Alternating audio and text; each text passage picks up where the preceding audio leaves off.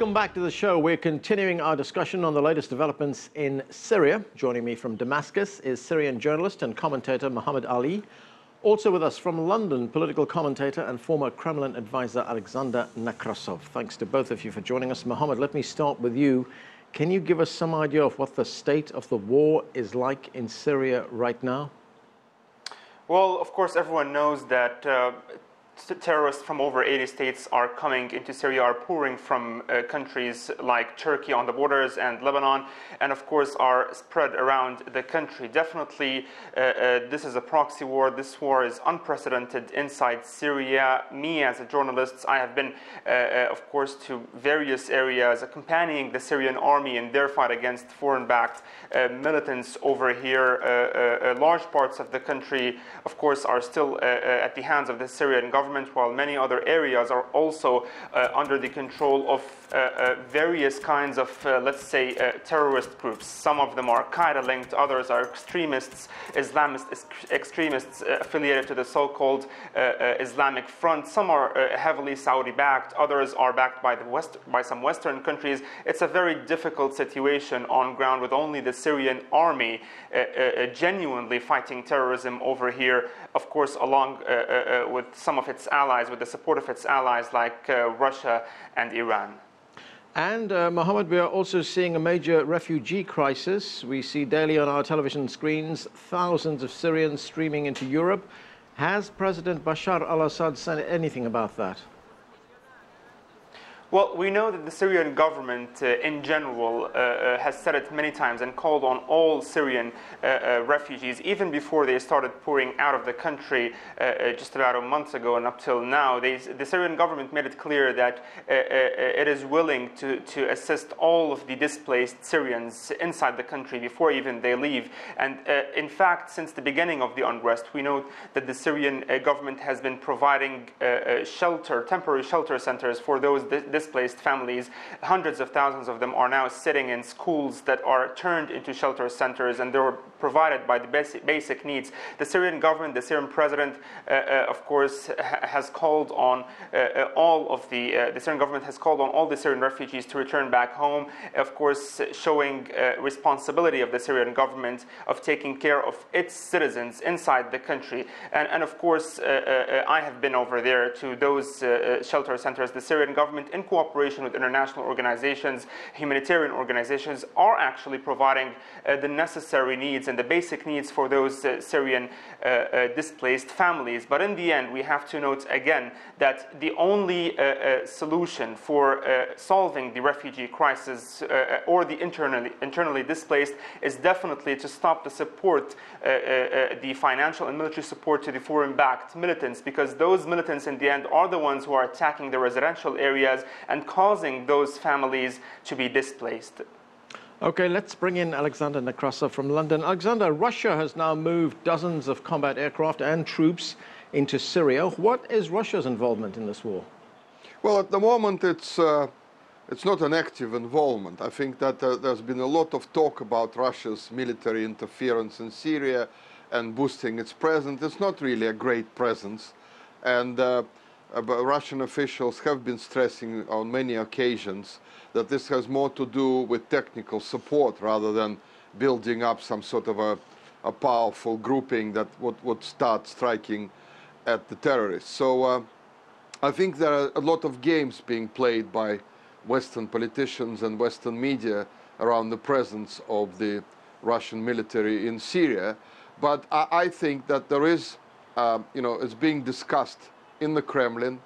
It's being discussed even with the Americans, because a few days ago there was a secret visit of top CIA officials to Moscow, and the Russian military have been talking directly to the American military. Both defense secretaries have had a meeting. And the problem with the Americans, what the Russians are finding, is what I'm hearing from Moscow, is that the Americans don't really have a policy in Syria anymore. But they have groups in Washington and outside Washington, all sorts of interests fighting with each other. They don't really understand what's going on the ground. So one side is saying one day Assad needs to go tomorrow. The other side is saying, well, maybe not tomorrow because we still need him. I think the problem is, and I hope that the Russian officials did say it to Americans, that they really need to get their house in order. They can't continue to say different things at different days, then discuss whether they should support rebels in Syria or whether they should not give them too many weapons and so on. I think this is total confusion. I think, to be honest with you, I find personally, as a former advisor to the Kremlin and the government, that there is total chaos in Washington.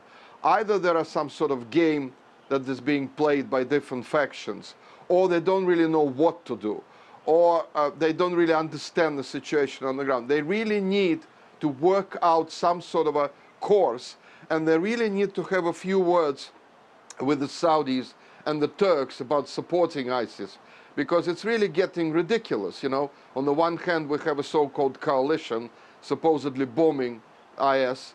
On the other hand, IS is getting stronger by the day. So I think it's a total chaos.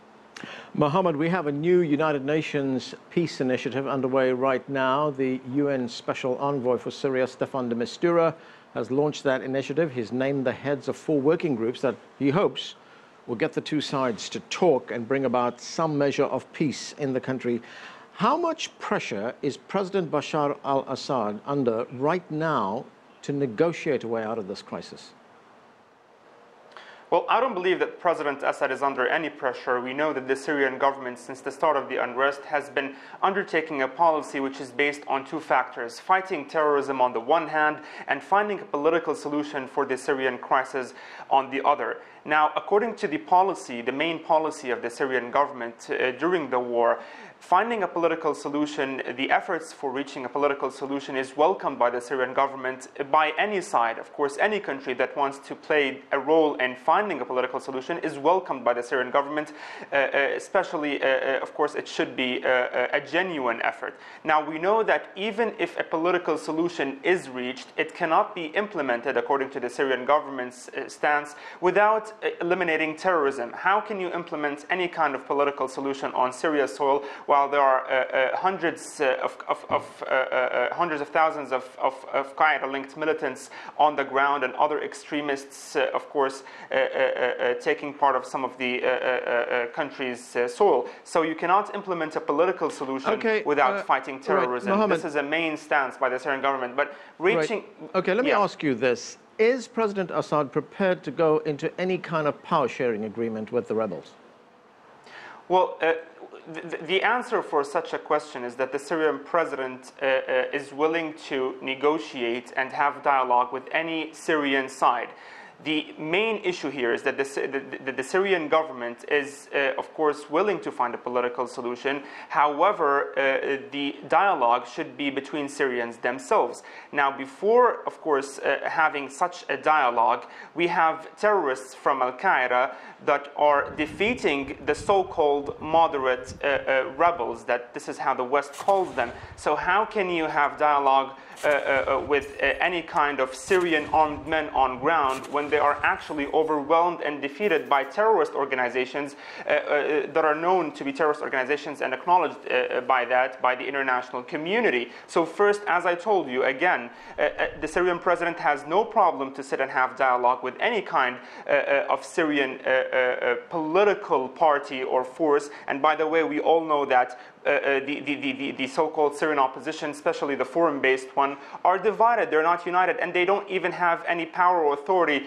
on the so-called moderate militants on the ground. So there are several issues that should be solved before dialogue could happen, but definitely the Syrian government is willing to have dialogue with any Syrian side. And of course, if I have time, I have to mention that there are tens and even hundreds of Syrian armed men affiliated to the so-called Free Syrian Army during the unrest have left the so-called Free Syrian Army and rejoined forces with the Syrian government to fight ISIS and fight other kind of terrorist groups because they knew that it was that they were on the wrong side.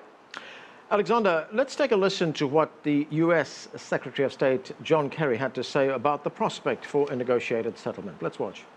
We're prepared to negotiate. Is Assad prepared to negotiate, really negotiate? Is Russia prepared to bring him to the table and actually find the solution to this violence? So there the question is, Alexander, and the question was posed by John Kerry, is Russia prepared to bring Bashar al-Assad to the table. Does Russia have that kind of influence? And why isn't the West using its own leverage to bring him to the table? Well, first of all, I think that Russia has a very, very clear position. The Syrians need to resolve that crisis themselves. And until other countries interfere and meddle in Syrian affairs and support all sorts of terrorist groups, it's not really possible to have any sort of dialogue. You know, it's very strange to hear the US Secretary of State saying to us that he wants Russia to help start a dialogue and even probably force President Assad to start a dialogue when America is not helping the situation on the ground in Syria. That is the problem. You see, they say one thing and do another thing. Another thing, I think, which is very important to stress here, I think the United Nations has practically shown no interest and no desire to do anything in Syria, and not only Syria, by the way. We can talk about Ukraine and other parts of the world. I think there has to be a complete review of the international mechanism. Okay, but the UN Special Envoy... Of the international mechanism that... Yeah, the UN Special Envoy, Staffan de Mistura, has just announced a peace initiative. He's named the heads of 4 working groups. Well... Yeah, that is UN involvement. Yeah, I know. It's not the first time. You see, the problem is that the UN is under serious influence of the Americans. It always has been, and now we're seeing it all along. And unfortunately, the UN has, in a sense, has discredited itself. I think what I was trying to say is that there is a need for a new mechanism, international mechanism, probably of neutral countries being brought together as mediators and in hotspots in different parts of the world. In Syria, the UN didn't work, it can't work. We can see that all of its initiatives just fall apart. So what I think is important now is to get some sort of a working group with some neutral countries that might start the process of political dialogue. At the moment, the position of many countries involved, and I mean mostly the Western countries and some regional countries, is such that if they do not review their policy towards Syria, no diplomacy can work. It's impossible to find a solution, a diplomatic solution, when there is a war, basically an all-out war going on, and different countries support different rebel groups. This has to stop. There has to be a step back when diplomacy can work. This initiative by the UN will not work. It has absolutely no grounds in it for any practical resolution. So I think it's time for change. The UN has done its bit for the world. Let's see some new mechanism in place.